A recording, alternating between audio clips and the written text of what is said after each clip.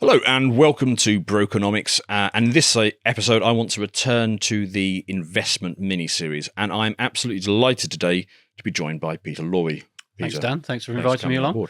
No, thank you for reaching out. So you watched the first of the Brokenomics finance mini-series and felt you could add something. Absolutely, you can. What is your background? Where have you worked?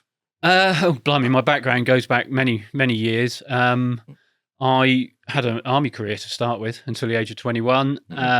Lived through Big Bang in the army, actually, but saw it. Was always quite good at maths and thought... We're talking about the deregulation of the finance sector, not the creation of the university. Yeah, that one as well. Yeah, I'm old, but not that old. So yeah, it's sort of 86, 87 in the city, was a soldier, but saw lots of kids earning a lot of money and thought, I'd love to have some of that. Left the army in 1990, straight into a recession, so no one was hiring in the city. But by hook or by crook, I worked my way into what was a merchant bank at the time in 1992. Went in at the very bottom level. My first job title was assistant fund administrator, which was the best decision of my life, I would say, because it meant I went into the city right at the bottom and learned all the nuts and bolts. All the settlement sort of procedures, technical stuff that goes on in the back office. And basically, and actually, settlement is understanding that skill is vital for a fund manager because you can so easily get caught out by flows on a daily basis. Yeah. So settlement is a crucial part of that understanding. I mean, all the technical aspects behind it, you need to understand them. One of the other things I did very early on in my career when I started to, I guess, show some potential is I ended up running foreign exchange funds. One of the most ignored factors in investing is currency and the impact currencies have on any investment, obviously overseas from your base currency. So in 1996, I was running FX funds, which were the sort of the job for the junior on the desk, but it was so enlightening. And I mean, today in my own assets, I do hedge currencies out. And well, I mean, perhaps we can briefly touch on the currency side of things because I mean, I remember there was a time where markets generally and certainly currencies responded to the underlying fundamentals. I'm going to give you an example. One of my first job interviews when I was sort of applying in the city, the guy said to me, "Okay, sit down. Job interview starts now." And the question was something like, Italian interest rates go up. What happens to Argentinian grain exports? And he wanted to see if you could sort of work through the process on that. But what we're seeing more recently with currency flows, we're seeing the fundamentals of the dollar often getting weaker, and yet the dollar getting stronger. And it seems like there is now a disconnect between the fundamental strength of an economy and the way that the currency is moving. How do you think about that? I try not to in the short run. I mean, sort of much more interested in the long run. Yeah, you can't trade day-to-day currencies. Some people do, clearly, but certainly not my skill set. At the end of the day, it's all about flow of currency, the creation of currency, I think. And the one you touch on, the dollar, is always the flight to safety trade. Yeah. So however bad it is in America. So the dollar milkshake, I'm thinking of. The dollar milkshake, yeah, exactly. Yeah. Brett Johnson's dollar milkshake theory. As the dollar dies, it paradoxically gets stronger because there's so much debt out there that people are scrabbling for a smaller number of dollars. And therefore the dollar strength rises. Absolutely, yeah. And I do buy into that. I think what you have to accept, though, is that the dollar it's not going to disappear as a reserve currency overnight, but its influence is ebbing away. And the statistics, I haven't got them to hand, but the statistics would prove that the dollar is becoming less important in global trade, albeit is still the most important currency in the world. Yeah. The way I look at currencies is it's just an additional risk. And if I'm uncomfortable with a currency, and to be fair, I'm always uncomfortable with the euro. If I have a European investment, I always hedge out the euro. Be it right or be it wrong, but it takes out a risk I don't need to take. Is that because of the underlying political weakness, the structure? It's an absolutely misconceived concept. Ultimately, it will fall apart at some point. Sadly, I've been saying that for about a decade. I'll probably be saying it for another decade, but at some point I'll be right. And to come back to the dollar point, my pushback on the dollar thing is people, say, okay, I mean, yes, I appreciate the dollar is not going to fail overnight. I think it's been failing for over a decade at this point, and we are just in that slow process. And you're right, it might take decades yet to get to that point. I think you're probably right. But there are other assets that you can buy to hedge against, currency weakness. The obvious asset to buy against dollar weakness is gold, or your favorite Bitcoin. Yes. Which has other levels of risk, but it certainly benefits. What you want, I mean, anything in that basket needs to be something that you can't print. So it could be gold because there's a finite supply of it. It could be Bitcoin because there's a finite supply, or perhaps commodities. Yeah. Or I'll throw another one in, which I think is probably going to be something for the future, and probably won't touch on it today. Maybe do something again in the future, is carbon credits. Okay, that's interesting. That's a fascinating area. And I would encourage everyone to look at it. It's the one thing the Europeans have actually constructed correctly.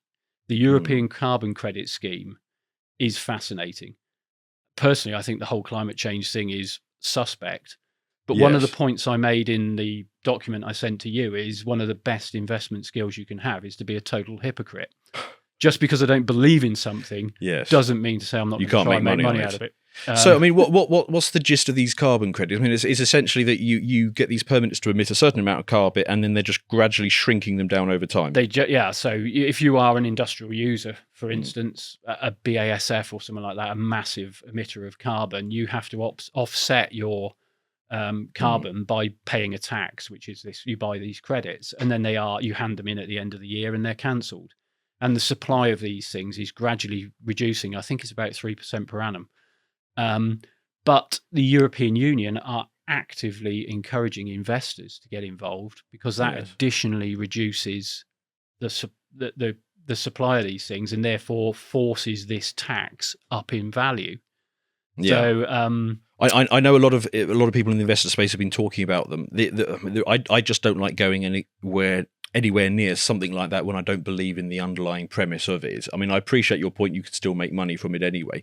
The only question I'd have from that is, because it is built on a political project, if there is sufficient pushback to the green agenda at some point, politicians can start to roll back on some of this stuff. And we are seeing that pushback happen quite aggressively in Germany at the moment. So something we'll touch on, I think, is the active versus the passive thing.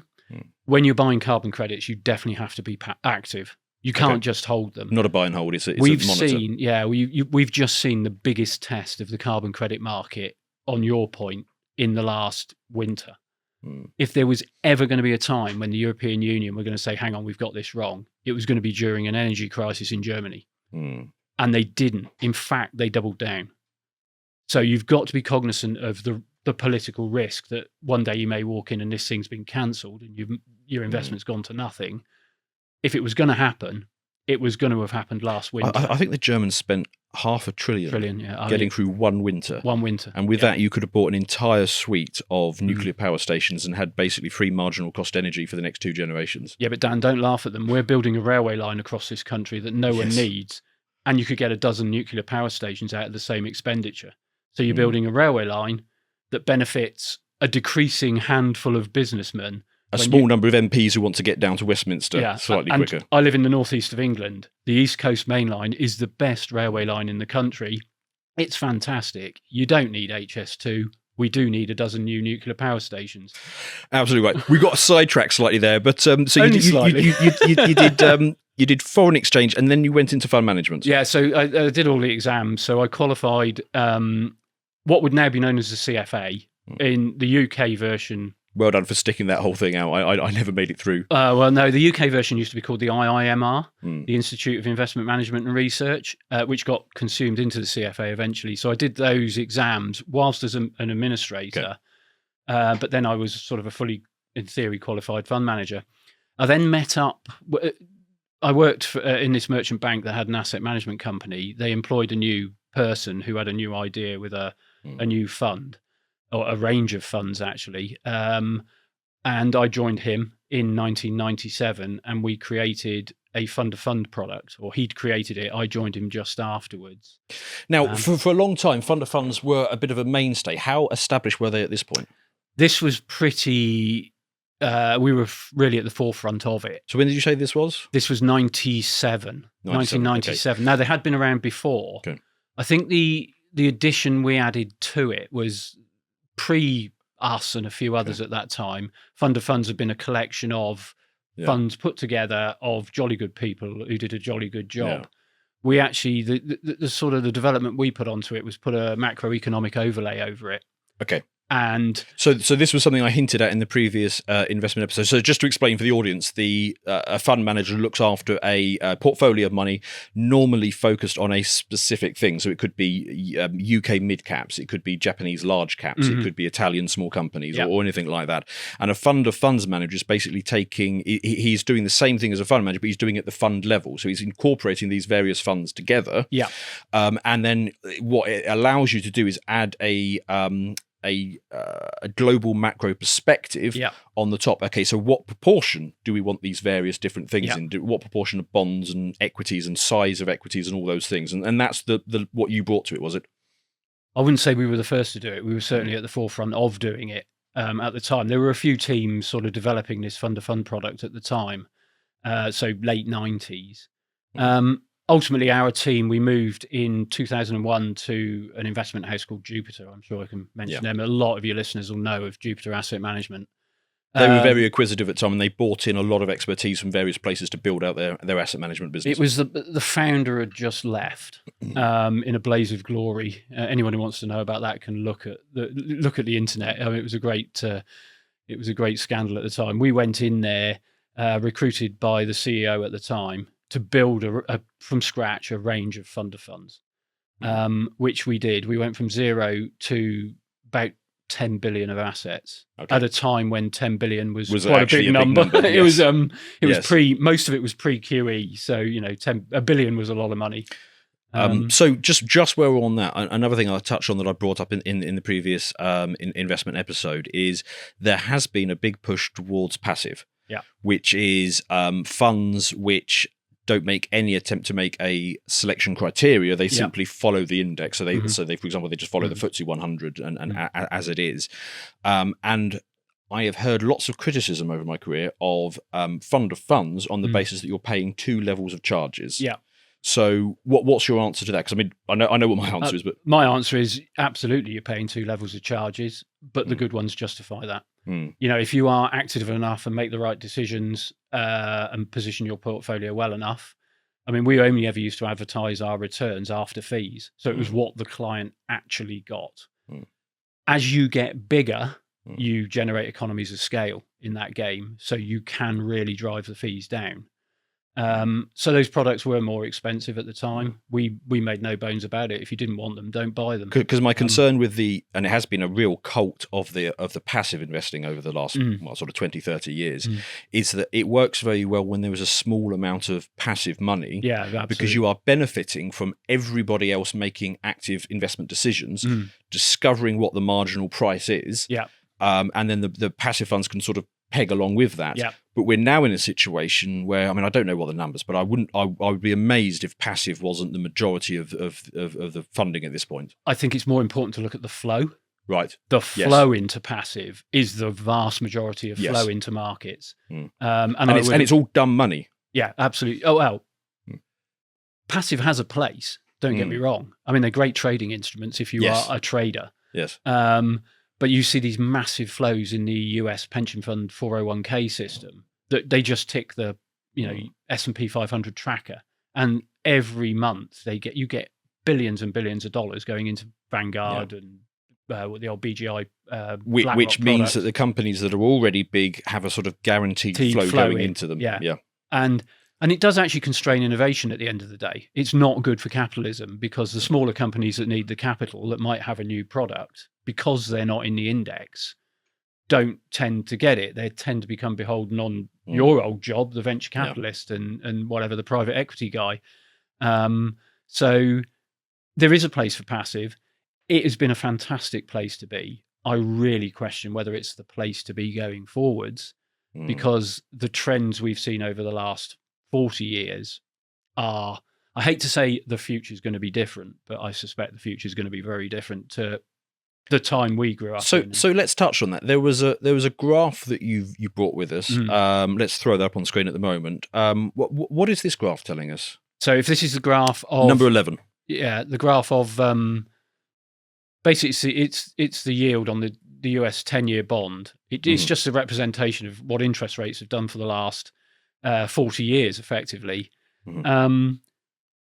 So this is the basically the big trend that has been driving the market over the last 40 years, which is effectively what we're looking at here is the cost of money. Would you say is that fair? The cost of capital, the cost of money. You've had this 40-year trend of disinflation. I mean, it started really or was driven by, China joining the World Trade Organization, the Berlin Wall coming down. That coincided with the start of this trend, actually, pretty much. So you've had a trend of disinflation, which has allowed rates to come down consistently, not a straight line, but the trend has been down until we reached the absurd position about 2 years ago of negative interest rates. Yes. Which I hope is never repeated. So for those who are listening rather than watching, what we've got a chart here, and I think yours goes back to 1983. Yeah, I think it's 40 years. It's essentially a line that zigzags either side of maybe a negative 20% gradient of the cost of money coming down.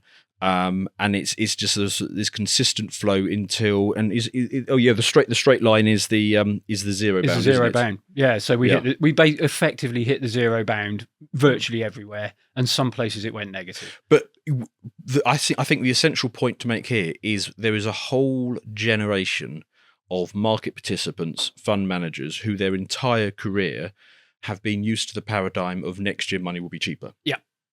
And, amongst the many things that is set up is an expectation.